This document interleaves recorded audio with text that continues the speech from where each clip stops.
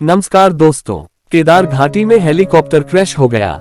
इस हादसे में पायलट समेत 7 लोगों की मौत हो गई। यात्री गुजरात और तमिलनाडु के रहने वाले थे। देश भर में शोक की लहर है।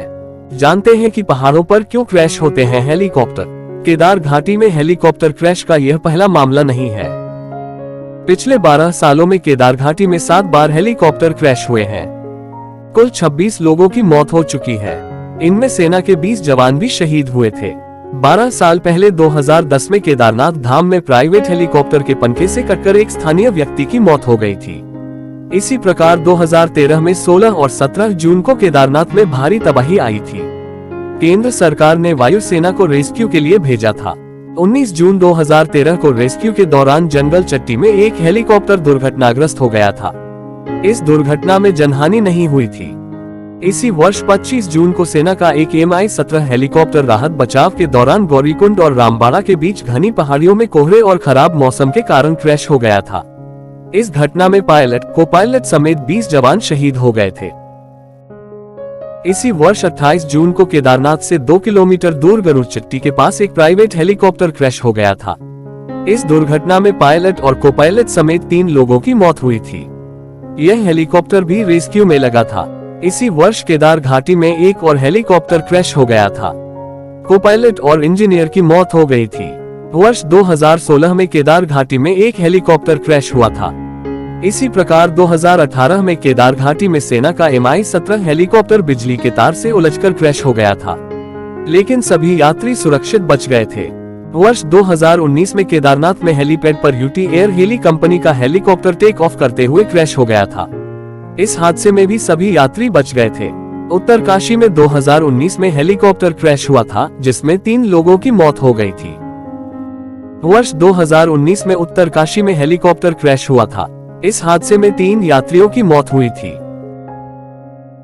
हेलीकॉप्टर आपदा प्रभावित आराकोट न्याय पंचायत क्षेत्र के मोल्डी गांव में राहत सामग्री ड्रॉप कर लौट रहा हेलीकॉप्टर क्रैश हो गया था। आराकोट इलाके में बादल फटने से भारी तबाही मची थी। ऐसे में सवाल पैदा होता है कि क्या ऐसी खतरनाक घाटियों में हेलीकॉप्टर सेवाएं ठीक से उड़ान भरती हैं? सुरक्षा मानकों का ख्याल रखा जाता है या नहीं? दरअसल सुरक्षा मानकों का ख्याल रखा जाता तो बर्फबारी और कम दृश्यता वाले मौसम में हेलीकॉप्टर उड़ान ही नहीं भरता। 31 मई 2022 को केदारनाथ में ही यात्रियों से भरे एक हेलीकॉप्टर की हार्ड लैंडिंग हुई थी। उसी के बाद जून में directorate general of civil aviation यानी DGCA ने 7 और 8 जून को ऑडिट कराया था। उसमें पता चला कि केदारनाथ में हेलीकॉप्टर सेवा देने वाली 5 कंपनियां सुरक्षा मानकों को पूरा नहीं करती। वे सुरक्षा संबंधी नियमों पर कम ही ध्यान देती हैं। तभी तो केदारनाथ में हेलीकॉप्टर सेवाएं देने वाली सभी 5 कंपनियों पर 5-5 लाख रुपए का जुर्माना लगाया गया था। इसके अलावा 2 अन्य ऑपरेटरों के अधिकारियों को सुरक्षा मानकों को तोड़ने के जुर्म में 3 महीने निलंबित भी कर दिया गया था।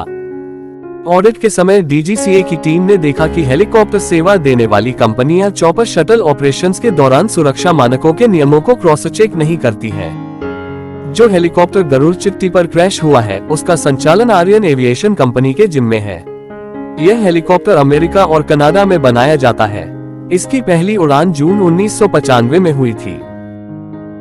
तब से अब तक दुनिया के कई देशों में इस हेलीकॉप्टर का उपयोग नागरिक उड्डयन के लिए किया जा रहा है। यह बेल 407 हेलीकॉप्टर था। आमतौर पर इसे सिविल यूटिलिटी हेलीकॉप्टर कहते हैं। इस हेलीकॉप्टर को एक पायलट उड़ाता है। 41.8 फीट लंबे इस हेलीकॉप्टर में 7 लोगों के बैठने की व्यवस्था होती है। 2 लोग आगे और 5 पीछे बैठ सकते हैं। 11.8 फीट ऊंचे इस हेलीकॉप्टर में सिंगल इंजन होता है, जो हेलीकॉप्टर को अधिकतम 260 किलोमीटर प्रति घंटा की रफ्तार से उड़ा सकता है, लेकिन आमतौर पर इसे 246 किलोमीटर प्रति घंटा की गति से ही उड़ाते हैं। यह अधिकतम 18,690 फीट की ऊंचाई तक जा सकता है। केदारनाथ पहाड़ की ऊंचाई 22,411 फीट है, जबकि घाटी की ऊंचाई करीब 11,755 फीट। अब हेलीकॉप्टर को उड़ना है इन्हीं 2 ऊंचाइयों के बीच। दुनिया भर में यह बात सबको पता है कि प्लेन से ज्यादा कठिन होता है हेलीकॉप्टर को उड़ाना। खराब मौसम में हेलीकॉप्टर को उड़ाना और कठिन हो जाता है। अभी के लिए इतना ही। नमस्कार।